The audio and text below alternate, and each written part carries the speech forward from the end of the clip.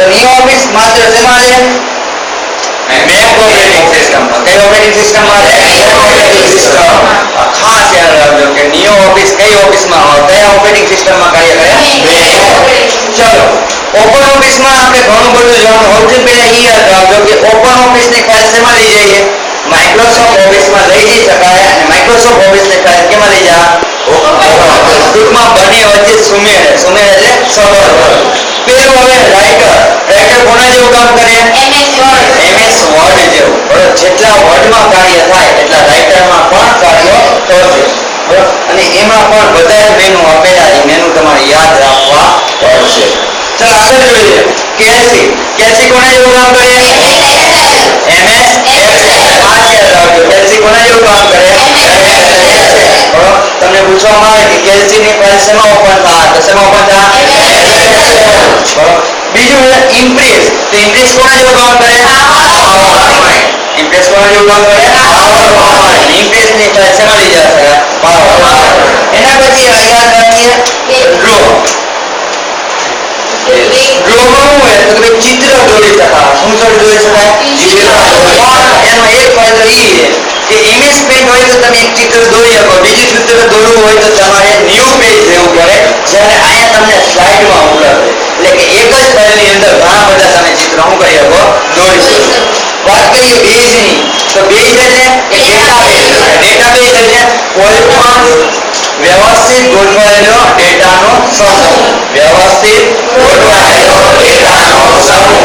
આમાં પણ ઘણું બધું છે. બરાબર, બેઝ માટે આપણે માઇક્રોસોફ્ટ ઓફિસમાં વાત કરીએ તો એક્સેસ પ્રોગ્રામ આવતો. કે પ્રોગ્રામ આવતો? એક્સેસ.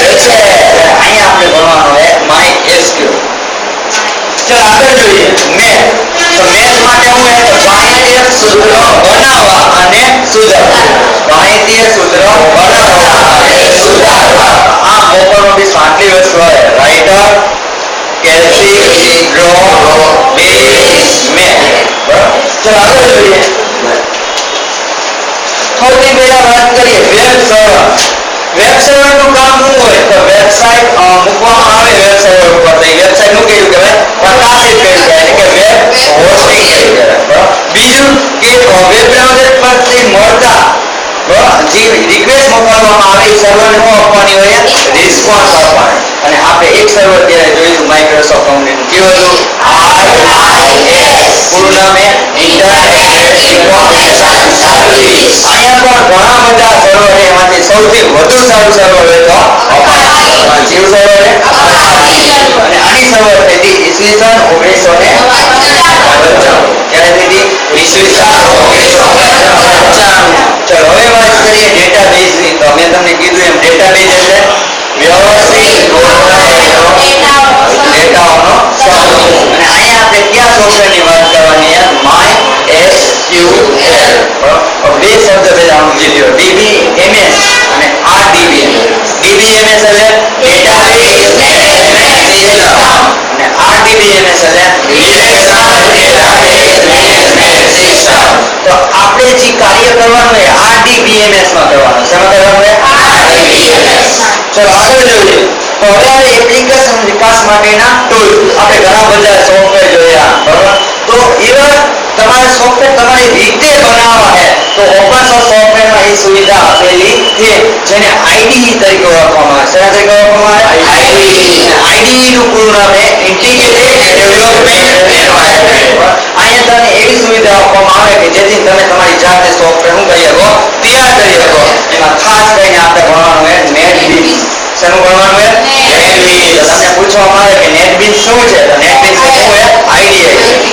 તો આયા તમે C, C++, Java આના ઘણા બધા ટૂલ્સ તમે બનાવી શકશો. અને એક વસ્તુ ખાસ યાદ રાખજો કે NetBeans સોફ્ટવેર ઘણી મદદથી બન્યો છે. તો C, C++ અને Java આ ત્રણના પ્લેટફોર્મ ભેગા થાય ત્યારે આ સોફ્ટવેર બને.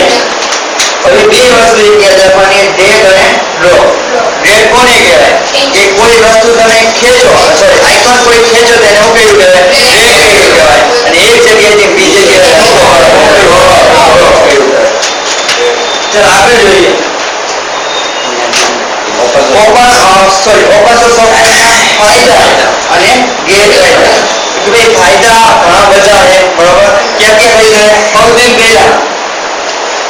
ગમે તે સોફ્ટવેર હશે એ તમને ઓછી કિંમતે મળશે અથવા તો બિલકુલ કેવું આપવામાં આવે મફત કાં તો ઓછી કિંમતે મળશે અથવા તો મફત. બીજું સોર્સ કોડ ઉપલબ્ધ બનશે બરાબર. સોર્સ કોડ ઉપલબ્ધ હશે તો તમે પ્રોગ્રામમાં સુધાર વધારા કરી શકશો બરાબર. તમારે ક્યાંય કોઈને પૂછવા જવાની જરૂર નથી. તો ઘણા બધા ફાયદા છે પણ ફાયદાની વાત છોડીએ ગેરફાયદાની વાત કરીએ તો શું છે તો સૌથી પહેલા આ સોફ્ટવેરનો ઢગલો હોય છે બરાબર. અને એમાંથી સોફ્ટવેર ગોતવા બરાબર એ થોડુંક કામ કેવું છે બરાબર. કયો સોફ્ટવેર સારો કયો સોફ્ટવેર ખરાબ એ આપણને ખબર હોતી નથી અને આમાંથી સોફ્ટવેર ગોતવા એ થોડુંક કામ કેવું છે અઘરું.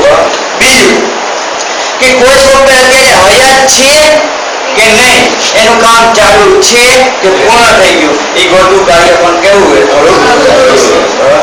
છતાં પણ ઘણા બધા ગેરફાયદા છે પણ બધાની વાત અત્યારે કરતા નથી. ભલે ગમે તેટલા ફાયદા ગેરફાયદા હોય પણ ત્રણને લીધે ક્યાં ક્યાં ત્રણ મોજીલા